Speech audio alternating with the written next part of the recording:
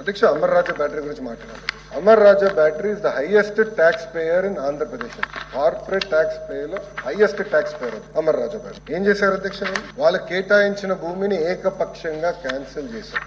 దాని తర్వాత ఎక్కడో పొల్యూషన్ జరుగుతుంది అధ్యక్ష. అది మా ఊరు పక్కన చంద్రగిరి నియోజకవర్గం.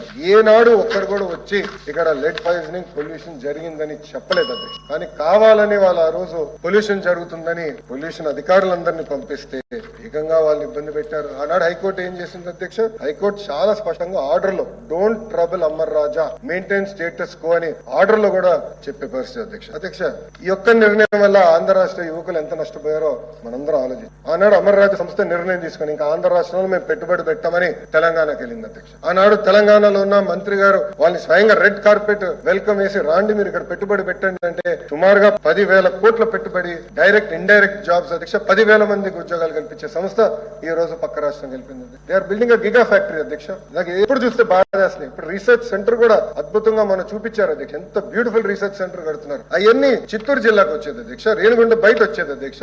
ఆ కంపెనీని తరిమేశారు అధ్యక్ష.